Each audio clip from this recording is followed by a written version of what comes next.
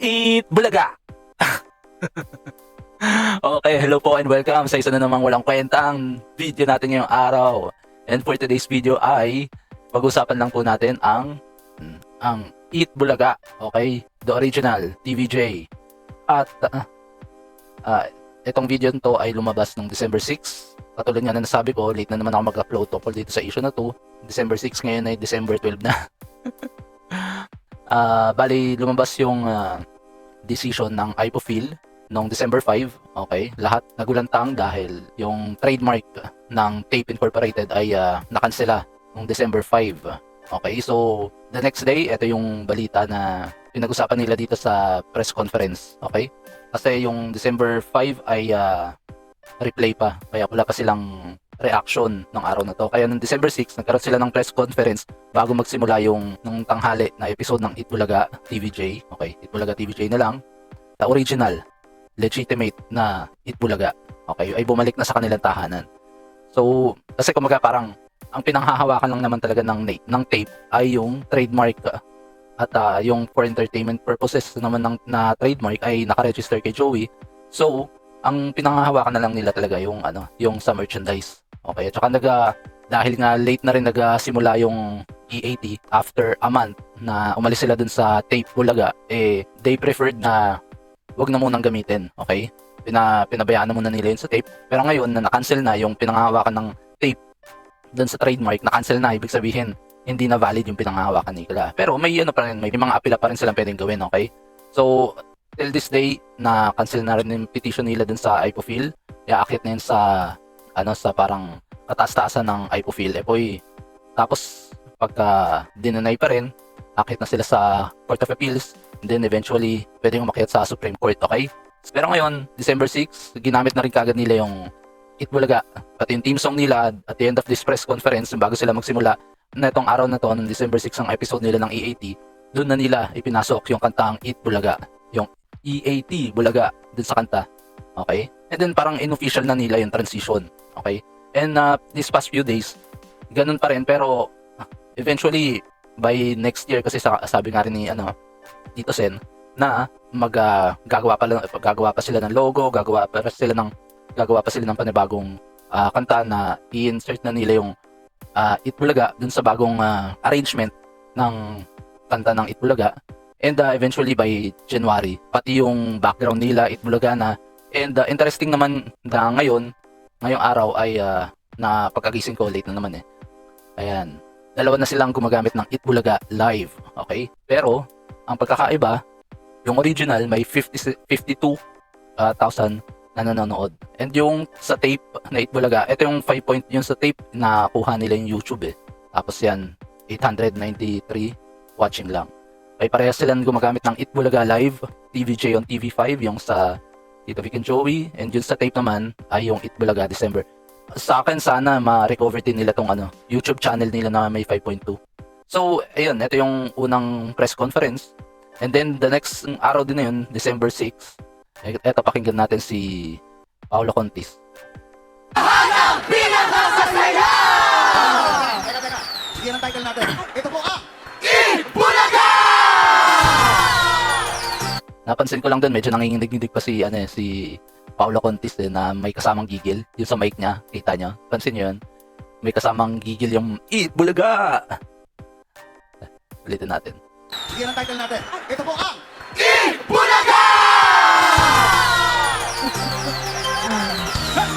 May kasamang gigil na nanginginig yung kamay niya. Eat Bulaga! So, itong araw ay lumabas na itong balita ng TV5 Entertainment News, TVJ, tuloy ang laban para sa trademark. Okay, kasi nga nag-a-appeal pa yung tape. And then itong pumasok na to, gusto na rin ipatigil ng TVJ. Pero para sa akin, dahil nga ginagamit na rin ngayon ng TVJ yung Eat Bulaga, ay walang hiya walang hiya yung yung tape Talagang sa tingin ko ang TVJ sa kanila talaga yon.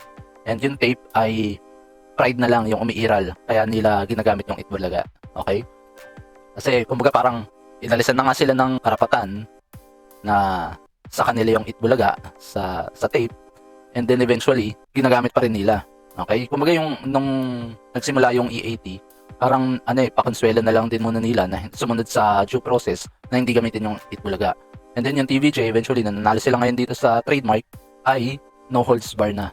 Wala nang limit sa kanila na sabihin sa mga contestant nila na pasalamatan yung Itbulaga, TVJ, and TV5, parang ganon. Yung past video ko nung tungkol dito sa isyong to, in-encourage ko yung mga contestant na nananalo na if every time na manalo sila sa EAT noon, na ang pasalamatan nila ay yung Itbulaga, kasi alam naman natin na ang Itbulaga ay TVJ. Okay? Kahit nga yung mga contestant nila dun sa Itbulaga na tape, ang pinapasalamatan pa rin ay TVJ. Okay? Sina Bossing, yun. Kaya alam natin kung sino yung Itbulaga. Kaya nga nung sabi ko dun sa recent video ko, sana ang pasalamatan nila ay Itbulaga TVJ. Okay? Kahit na yun nananalo sila sa EAT. Ngayon na bumalik na sa TVJ itong Itbulaga, with confidence, sinasabi na ng mga contestant, pinapasalamatan nila yung Itbulaga TVJ. Kaya nga, may mga pasaring din si Joey De Leon tungkol sa mga, stop na. Okay, and today, ngayong araw, December 12, ay lumabas nga itong balita na pinapatigil na ng TVJ na gamitin ng tape sa GMA yung pangalang Itbulaga. Okay, pakinggan natin tong balita. Eto pa nga, kumilos na rin ang kampo ng TVJ para hindi na magamit ng Tape Incorporated ang brand na Itbulaga. So yung nung interview ng press conference, parang may nagsabi nasa tape daw yung bola ngayon. Okay? Para sa akin yung bola ngayon ay nasa TVJ, kaya malakas yung loob nila na umatake. Okay? Yung bola dati nasa tape. Ngayon ang bola nasa TVJ na. Ang tape ngayon ang kailangan dumepensa dito sa pangalan. Hindi na ang TVJ ang kailangan dumepensa. Nasa kanila ng bola ngayon Sila nang may advantage ngayon dahil nasa kanila na yung trademark. Okay? So doon kasi sa press conference ang sinasabi na nasa tape daw yung bola. Parang may nagtanong ganyan. Tapos sabi niya nasa tape na yung bola and ano daw gagawin nila. Well, in fact, ang bola ay nasa TVJ na ngayon. Sila na yung attacking ngayon ng atake dahil sila naman ang may karapatan na gumamit nun. Okay?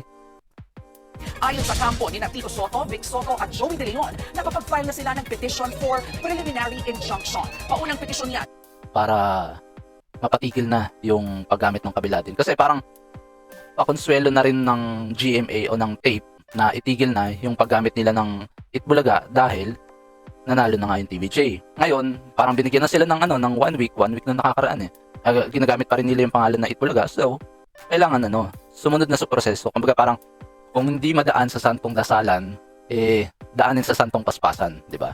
Kung hindi nila mapakausapan na huwag nang gamitin yung Itbulaga, santong paspasan, mag-file na sila ng injunction para sa pangalan na Itbulaga. at para hindi na magamit ng kabilang partido ang Itbulaga na napatunayang ginawa at pagmamay-ari ng TVJ, lalo na ni Joey De Leon. Nauna nang dinismiss ng Intellectual Property Office of the Philippines o IPO. Yun itong part na to yung tuwan-tuwa si Vic Kasi nasabi niya na uli yung pangalang Itbulaga Tapos the next day parang every time na pinapasalamatan ng mga contestant yung Itbulaga, saya sa tenga ni Bossing Vic yung pag pinapasalamatan sila as Itbulaga. Phil, ang apela ng Tape Incorporated para makuha ang trademark ng Itbulaga sa ilalim ng Si Class Bossing, 41 o Entertainment Registration. Okay, ayun. Tapos ito may nag-post dito sa page ng batas natin. Okay, shoutout kay Ralph Stanley Joseph Martinez. Yan. Pinost niya tong kasi nga yun, dalawa silang gumagamit ng Itbulaga Live ngayong araw, December 12, at nakalagay din sa YouTube ng Itbulaga Live, December 12 ng tape. Okay? And yan, pinost niya dito, paramihan na lang ng kaso sa korte. Kasi wala na kumbaga pinakausapan na sila, binigyan sila ng 1 week. And Itbulaga pa rin na hindi sila nag-usang baguhin na lang yung pangalan nila. Pero kumbaga nasa transition pa lang din sila sa episode na to, and then eventually lahat na ng makikita natin sa Itbulaga ng TVJ ay pati yung sa likod, yung mga EB, kasi nga sila na rin nagmamay-ari nun. And then wala na rin nanonood ng Itbulaga na tape.